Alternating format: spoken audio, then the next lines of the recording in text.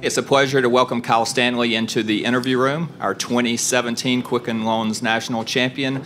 Kyle, that was quite a battle out there. If we can just get some comments on your second PGA Tour victory. Yeah, it feels really good. Great golf course. It definitely took some of my best golf today. Credit to Charles. He played great.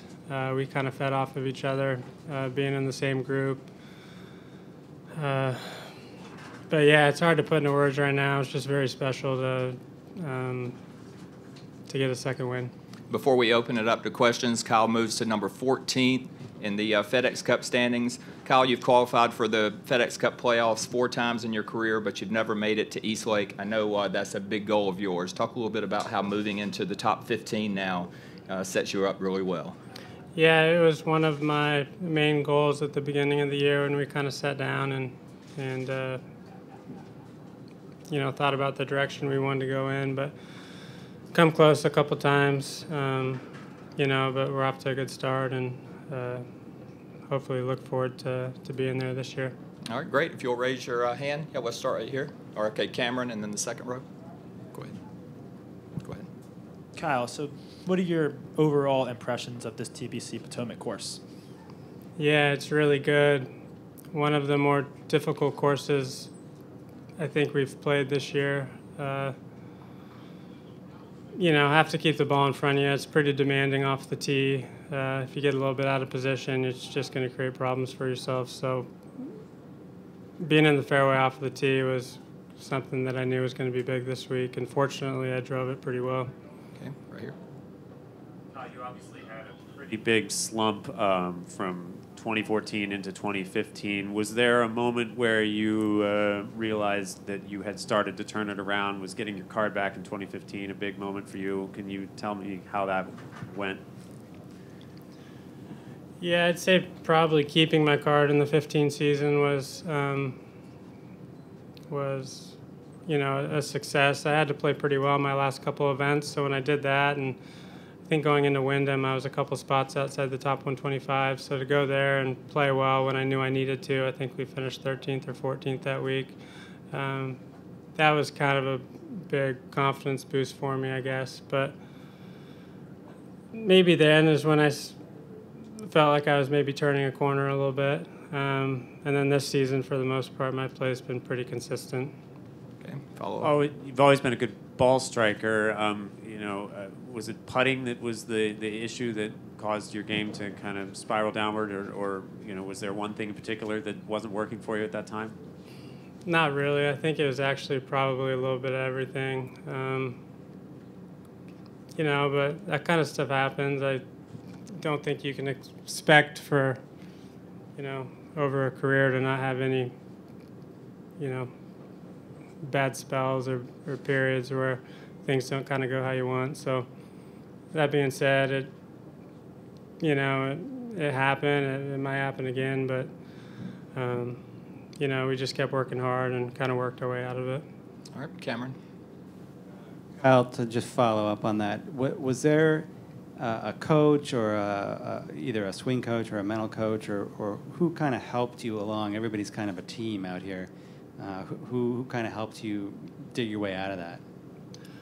Well, Ralph Bauer's he's my main guy. I've been with him for probably 6 years, 5-6 years. So he's kind of been through me through the good years and kind of that bad spell you mentioned. I added a guy to kind of watch over me when I'm home. His name's Chris Griffin.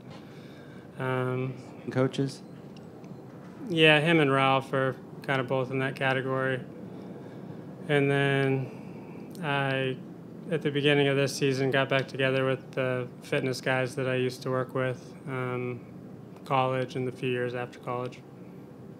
Did you ever have a point where you thought this might not happen, I might not get back to the winner's circle, or did you always believe, you know what, there's peaks and valleys, it happens to everybody, I'll get back there? Yeah, I mean, there's some doubt there for a little bit.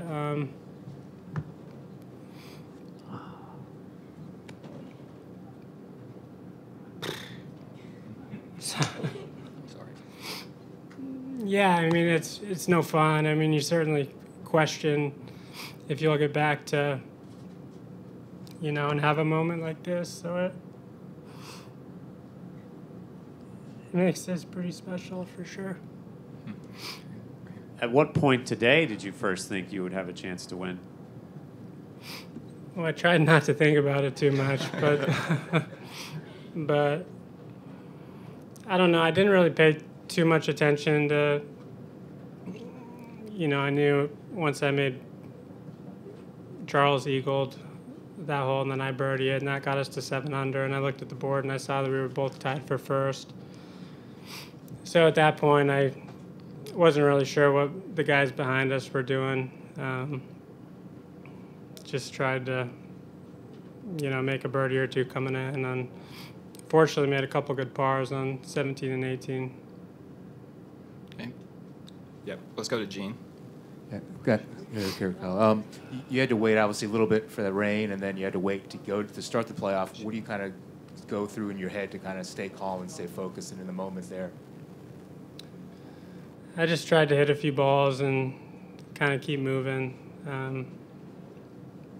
We didn't have too much time. It was only about 15 or 20 minutes. So after we signed our card, just tried to stay active doing something. So just went and hit a few balls, hit a few putts to stay loose. Okay, over to the side. Yeah, so this is obviously a really great emotional victory for you and your family.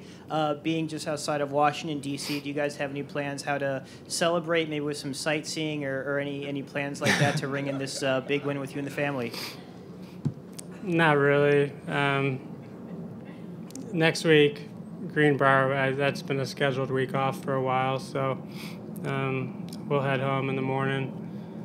And yeah, probably won't do a whole lot. But my cousin, actually, Tommy, he's from right here in Bethesda, so be nice to hang out with him a little bit. All right, right here. Kyle, what was the club you hit on the second shot of the playoff hole, and where it landed at the time? Were you happy with where it landed in the moment? In the playoff? Yeah, because it wasn't quite on the green, but pretty close. Were you happy with that at the time? Yeah, once I got up there, it wasn't right up against the collar, so had it been up against that second cut of rough, it would have been a pretty difficult shot. What club was it? What club did I hit into the green? 8-iron. Okay, right here, and then Tom. Kyle, in your first win, you also had you had to come back in your first win. You had to come back today too. What's your mindset going into these later rounds where you're behind and have to fight back? Well, the position I was in today was, in my mind, probably a little bit easier than the guys that were in the last group, or last couple groups, just being to where I could kind of fly under the radar for a little bit and kind of put together a good round. And but I think that's just a testament to this golf course. It's very difficult, so you know that if you're a few shots back, you can make that up with a pretty good round. So I didn't really have a number of what I thought I needed to go today to win, but you know, once I made a few birdies on the front nine and the leaders weren't really doing much, it kind of occurred to me that if I just kept plotting my way around, that we might have a chance. All right, Tom, and then to the front. Kyle, on the drive on the playoff hole, was there a moment when you were real worried, and then a moment when you were real happy when you saw where it ended up? Well, I was the first round. I was up in kind of a similar spot, maybe not quite as far right, but you can play from up there. I made a huge mental mistake on my 18th hole in regulation, hitting it in that left bunker, because you don't have much from over there. I was pretty fortunate to be able to hit that second shot on the green. So I guess my mindset in the playoff was I was kind of thinking just don't hit it in those left bunkers. And so that's kind of why I bailed out so far right. And it's not too bad over there with the pin where it was today. You had kind of an angle and the rough wasn't too thick. So. But was that your break that it didn't end up in bad rough, that you hit it far enough right? Yeah, I mean, I was pretty lucky over there because you don't get line of sight relief from those boxes where they're like a permanent part of the golf course. So for my ball to be, if my ball was a foot left of or 2 feet left of where it was, I wouldn't have really had much. So that was, yeah, that was a really good break. All right here. Kyle, how much did playing with Charles and you guys both being out in front of everybody and chasing, how did that, you guys sort of feed off each other at all? So even in playoff too, you guys both kind of hot rounds going?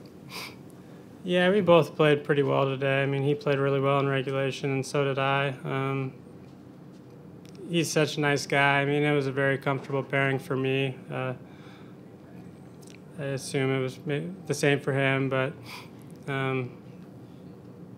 yeah, we both played pretty well. All right, again, right here.